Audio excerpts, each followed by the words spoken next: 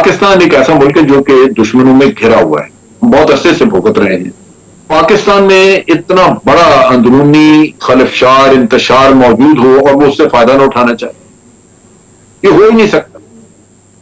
ऐसी सूरत हाल का तो वो मुद्दतों सारा साल इंतजार में होते हैं कि और वाकई हकीकत में उनको कोई धमकी दी गई है, और इटसेल्फ ये धमकी वजीर आजम पाकिस्तान को धमकी नहीं है, ये कौमी सलामती का इशू है, ये पाकिस्तान को धमकी है। और पहले पाकिस्तान का काम तो जंग लड़ना होता है, स्ट्रैटेजी डेवलप करना होता है, ये तो फॉरेन पॉलिसी का इशू है। के दौर में जितने इल्जामात अफवाज पाकिस्तान पे लगे वो पहले कभी नहीं, लेकिन इन्होंने दिफा नहीं किया, उसका मजबूत दिफा नहीं किया। समझ तो कि केपीके में इनकी गवर्नमेंट थी और वहां नारे लगते रहे कि ये जो दहशतगर्दी इसके पीछे वर्दी है, और इनके मुर्दा चीफ मिनिस्टर वहां पे हिले तक। शरीफ साहब भी यही करते रहे। देखिए, जो मैंने कुलभूषण यादव की बात की थी, कुलभूषण साहब जो थे वो उनको आर्मी ने पकड़ा कई महीने, और पूरा नेटवर्क उनका आर्मी ने और आईएसआई ने उसको एक्सपोज किया। और नवाज शरीफ साहब इंटरनेशनल फोरम पे जाकर उसका जिक्र ही नहीं करते थे, नाम नहीं ले सकते थे उनका। यहाँ नवाज शरीफ साहब 3 बार प्राइम मिनिस्टर रहे मुल्क के, और वो थे जब धमाके किए गए तो उनको $5 बिलियन ऑफर किया गया। उस वक्त तो उन्होंने कोई बात मुल्क की सलामती के खिलाफ कबूल नहीं की। नमस्कार दोस्तों, स्वागत है आप लोग का हिंदुस्तान स्पेशल के एक और नए वीडियो में। दोस्तों, जैसे कि आप जानते हैं कि कुछ दिन पहले ही जो इमरान खान है वो अपनी रैली में एक सीक्रेट लेटर की बात कही थी। दोस्तों, ये जो सीक्रेट लेटर है उसमें कहीं ना कहीं उन्होंने जो दुनिया की जो देश हैं उसके बारे में उसने कहा था, और खास करके अमेरिका को वहाँ पे टारगेट किया गया था। दोस्तों, उसके बाद से जो आर्मी है उसने भी बहुत ज़्यादा इमरान खान पर कहीं ना कहीं एक दुख जताया, और उन्होंने इमरान खान को ये कहा कि अगली बार से ऐसी बात कोई न की जाए, क्योंकि जो पाकिस्तानी आर्मी है वो चाहती है कि इंडिया के साथ और ख़ास करके जो अमेरिका के साथ उसके रिलेशन अच्छे नहीं हो रहे हैं वो अच्छे हों।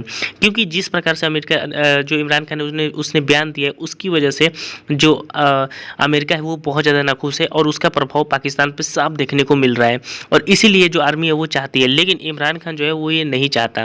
दोस्तों, इस वीडियो में ये भी बात हो रही है कि जो पाकिस्तानी है उनका ये कहना है कि जो इंडिया है या फिर हमारे जो दुश्मन देश है इजराइल है, वो हमारी आर्मी के खिलाफ बहुत ज़्यादा प्रोपेगेंडा कर रहे हैं और हमारी आर्मी को नीचा दिखाने की कोशिश कर रहे हैं। दोस्तों, आपको पता होगा कि पाकिस्तान एक ऐसा मुल्क है जहां पर जिस प्रकार से पाकिस्तानी आर्मी को टारगेट खुद पाकिस्तानियों ने जितना किया है उतना किसी भी देश ने नहीं किया होगा।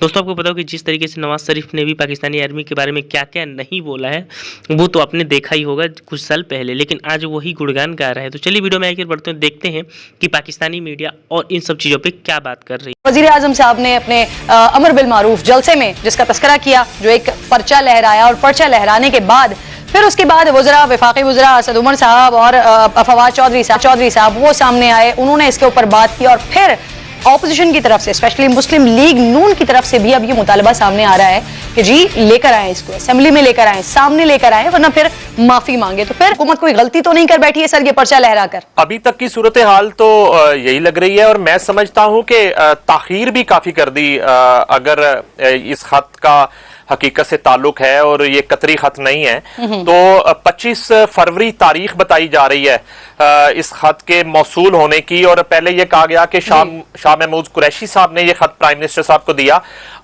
अब मेरी कुछ हुकूमती लोगों से बात हुई है, उनका ये कहना है कि एक इदारे ने हमें ये खत जो है वज़ीर आज़म साहब को दिया, और इवन जो सबसे चहेते वफाकी वजीर है शेख रशीद साहब बिल्कुल कल के दिन तक लाइल्म थे इस वाक़े से कि कोई खत है, उसका कोई वजूद है। उनसे कोई डिस्कशन नहीं थी, काबीना से कोई डिस्कशन नहीं थी, और अचानक जो है वो जलसे में खत लहराया गया। बिल्कुल कल जो नदीम मलिक साहब ने बात की थी, इस बात में भी हकीकत है कि जलसे से कबल तकरीबन 2 घंटे कबल वज़ीर आज़म पाकिस्तान की तकरीर जो थी काफी हद तक तब्दील कर दी गई थी, उसका कंटेंट बदला गया था उस तकरीर का। और 1 घंटा 5 मिनट की तकरीर करने के बाद वज़ीर आज़म साहब ने फरमाया था कि अब मैं संजीदा बात करने लगा हूं।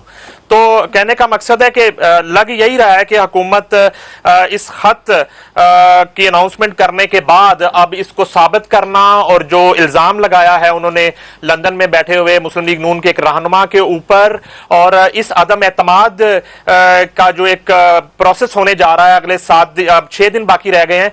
इस वक्त जो है हुकूमत ने साबित करना है कि इस अदम एतमाद की वजह से ये खत जो है प्रोड्यूस नहीं किया गया और वाकई हकीकत में उनको कोई धमकी दी गई है। और इटसेल्फ ये धमकी वजीर आजम पाकिस्तान को धमकी नहीं है, ये कौमी सलामती का इशू है, ये पाकिस्तान को धमकी है। और कुछ सफारतकारों से जो बात की है एक दोस्त ने, उनका यह कहना है कि ऐसा वाकया इससे पहले कभी पेश नहीं आया।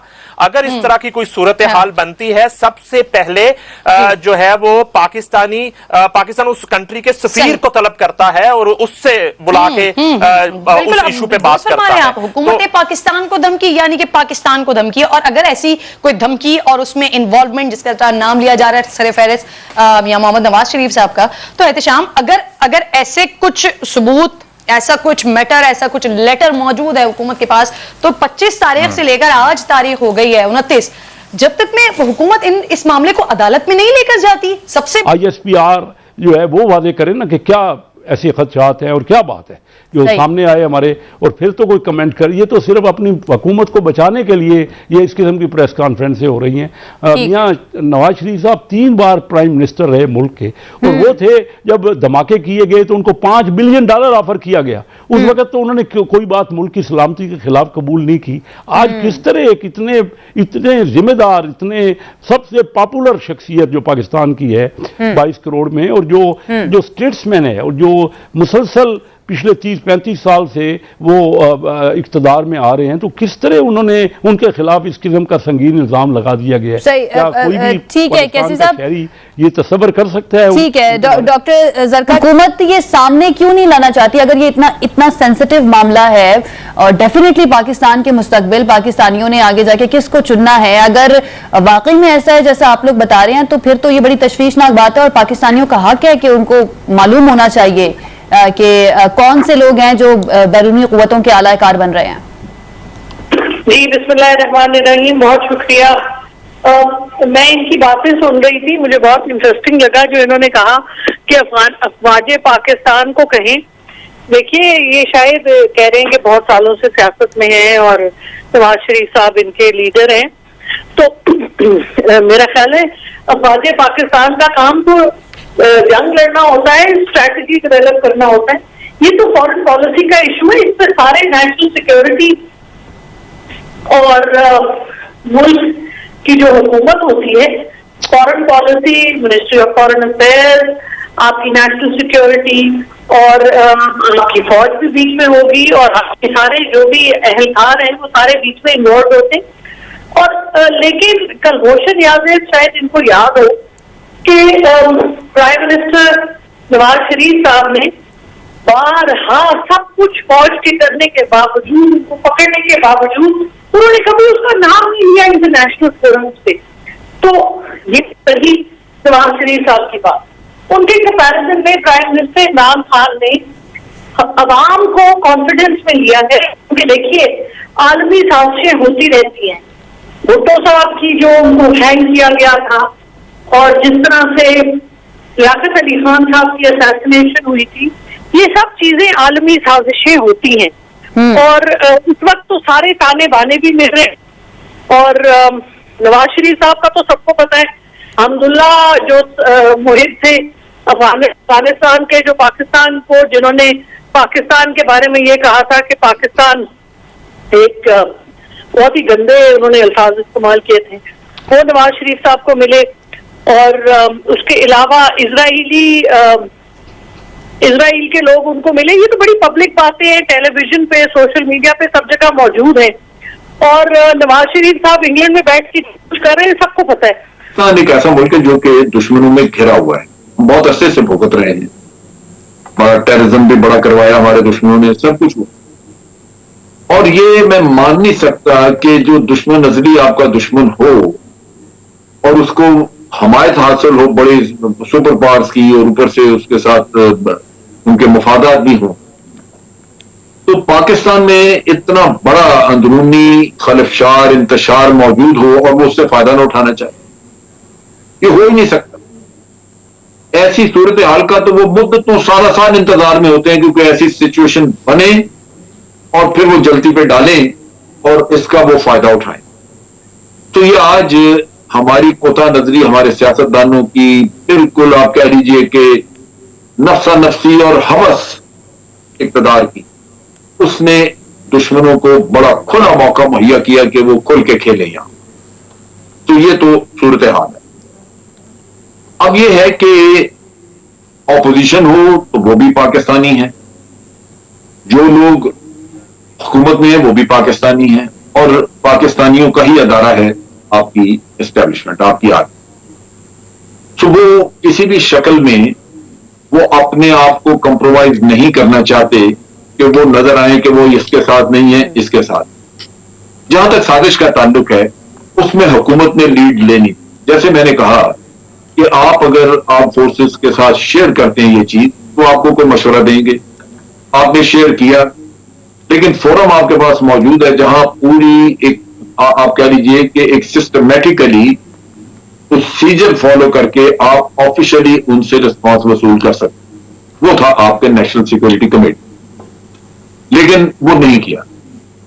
तो बाकी चीजें जो है वो ऐसे ही हैं कि आप अपने तौर पे नेचुरली एस्टेब्लिशमेंट चाहेगी कि वो अपना रोल ऐसा रखें जो कि काबिल कबूल हो सबको, क्योंकि वो कॉन्स्टिट्यूशन के तहत हो।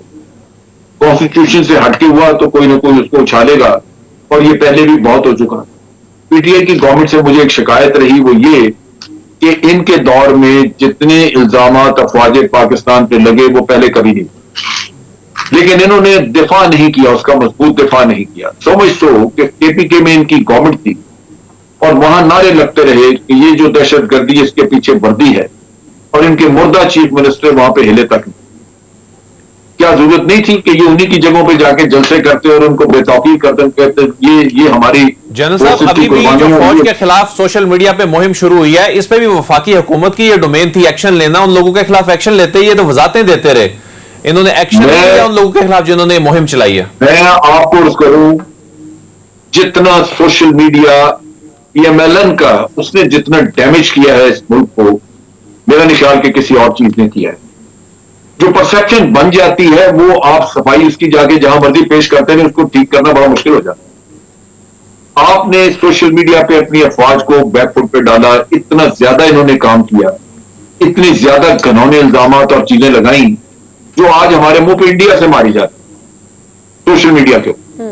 ये हुकूमत का काम था कि ये बेतौकीरी से बचाते और इनको हर तरह की सपोर्ट मिल रही थी। आदमी तो अपने आइन के तहत जो हुक्म मिलता था वो इनके लिए पूरा कर रहे थे, कोई ऐसी बात नहीं। लेकिन गालिबन उस वक्त ये फीलिंग थी कि चूंकि PMLN कर रही है तो करते रहे, हमें भी फायदा इसका रहेगा कि फौज दबाव में रहे। जब आपके अंदर ये सोच हो